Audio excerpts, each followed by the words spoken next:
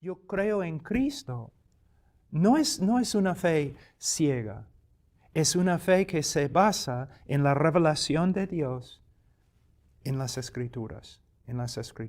Pero vamos un ratito a segundo Timoteo,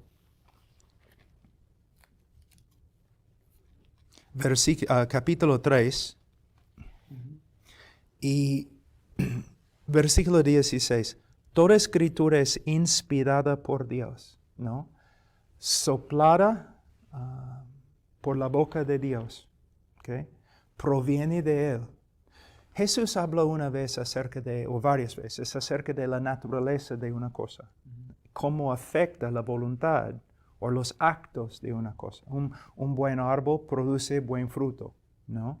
Entonces, ¿cómo podemos saber que la Escritura es fiel? Porque Dios es fiel en su carácter. Es inspirada por Dios. Y Dios es perfecto, Dios es fiel, Dios es todo sabio. Okay, entonces toda escritura es inspirada por Dios.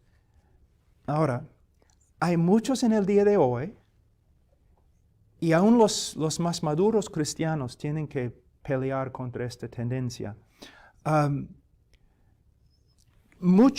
mayoría de los cristianos reconocen que toda la escritura es inspirada.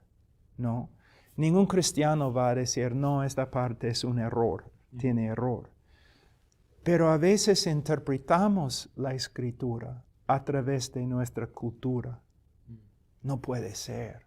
Estamos tan arraigados en nuestra cultura que interpretamos la Biblia a través de nuestra cultura. Entonces, reconocemos que el texto sí se encuentra en la Escritura, y la Escritura es inspirada, pero no puede ser. Tiene que haber otra interpretación.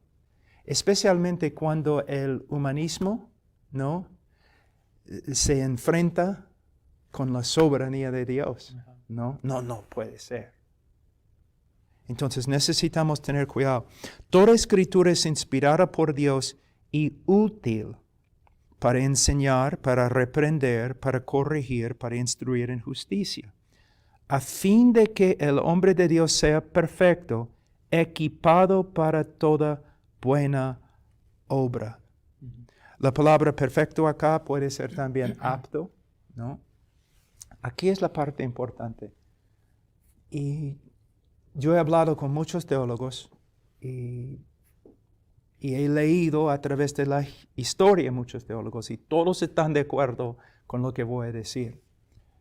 Si tú me dices que la palabra de Dios es inspirada, o tú me dices que es infalible, está bien, pero de una forma no significa mucho. Hay una cosa más que tienes que aceptar, que la palabra de Dios es suficiente. Es suficiente. Muchos en el día de hoy, en consejería, en el crecimiento de iglesias, demuestran por medio de su práctica, su conducta, que no creen en la suficiencia de la Escritura, porque siempre están usando otras cosas, y muchas veces cosas mundanas y cosas que de verdad contradicen la palabra de Dios para hacer crecer sus iglesias o para aconsejar. ¿Eh? Entonces, nosotros somos cristianos conservadores. Creemos que la Biblia, toda la Biblia, es la palabra de Dios. Pero aunque es así, necesitamos tener bastante cuidado, porque siempre hay influencias entrando, ¿no?, que pueden llevarnos de una confianza completa en la palabra de Dios. Entonces siempre tenemos que tener una guardia bien puesta. Y hay una cosa que puedo decir acá. En el día de hoy, hay en algunos círculos, especialmente los míos, Hay mucho énfasis en leer a los reformadores, los puritanos, los bautistas tempranos y otros evangélicos. Y está bien. Debemos reconocer que la historia y otros hombres nos pueden ayudar bastante. Pero especialmente los jóvenes intelectuales necesitan tener bastante cuidado. Hay muchos libros, pero hay una sola Biblia. Y necesitamos pasar nuestro tiempo acá. Mira, a veces yo escucho a los pastores, no a los predicadores, y no siempre, pero muchas veces yo puedo discernir. Vamos a decir que hay dos pastores predicando la misma cosa, palabra por palabra.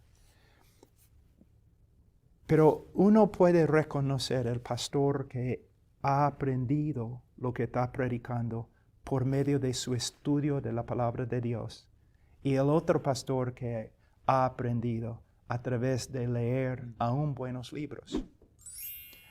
Otra cosa que es muy importante con respecto a la palabra de Dios. Hay muchos jóvenes en el día de hoy solamente leen, por ejemplo, el Nuevo Testamento, o solamente leen las epístolas, ¿no? O algunos solamente leen el libro de Romanos, me parece, ¿no? Toda la Escritura. Yo recomiendo fuertemente una disciplina de leer toda la Biblia, de Génesis a Apocalipsis, sistemáticamente. Mira, hermanos, un pastor que va a predicar por el libro de Romanos, por supuesto, tiene que pasar mucho tiempo en Romanos. Pero como una disciplina de toda la vida, debemos tener la práctica de leer algunos capítulos todos los días, sistemáticamente.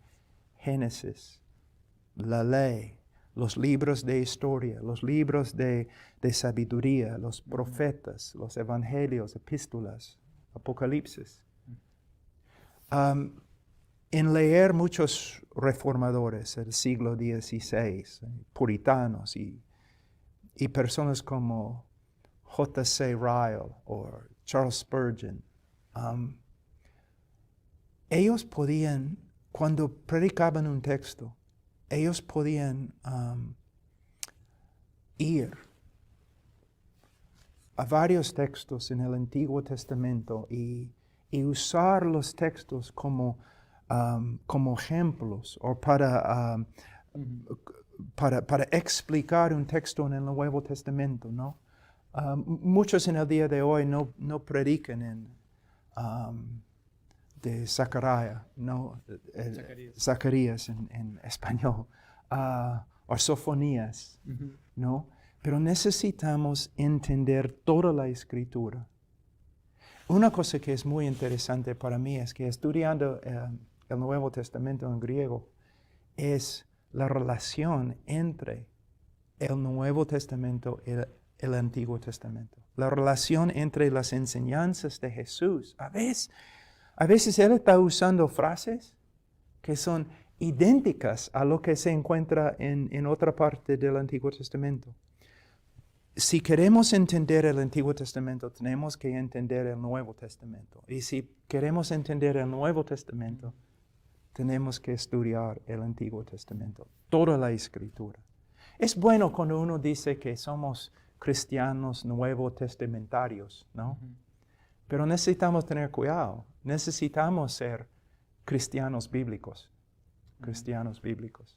Lo que necesitamos hacer es simplemente leer el Nuevo Testamento y ver cómo el Nuevo Testamento interprete el Antiguo Testamento, ¿no?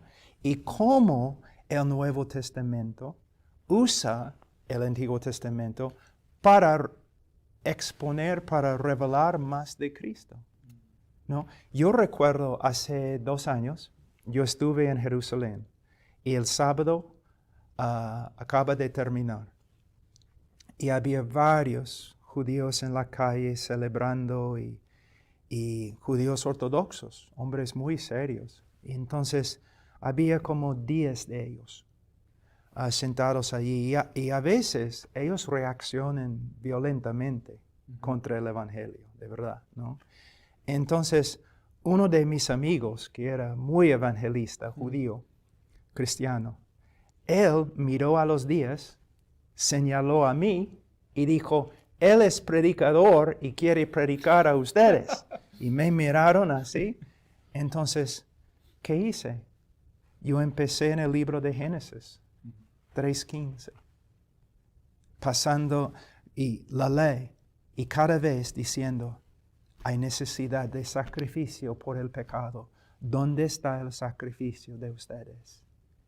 Y el sacrificio de toros y corderos, ¿puede quitar el pecado del hombre? No.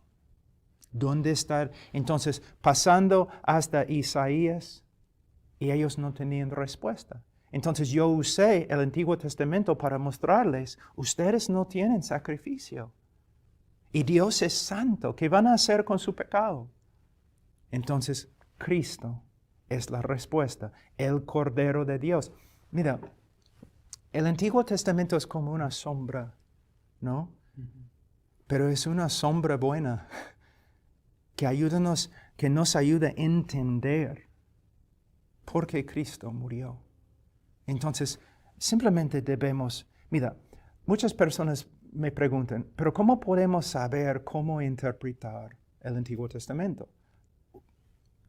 Debemos ver cómo interpretó el Antiguo Testamento Jesús, cómo interpretó los apóstoles el Antiguo Testamento, y simplemente debemos seguir su método, ¿no? Jesús dijo que toda la Escritura, de una forma, habla de un tema singular. Toda la Escritura habla de Él y su muerte en la cruz por nosotros. ¿Sí? Entonces, si hay jóvenes cristianos o cristianos maduros o aún pastores de muchos años que están escuchándonos, debemos todos reconocer la necesidad de leer toda la Escritura y meditar en toda la Escritura y ver a Cristo en toda la Escritura.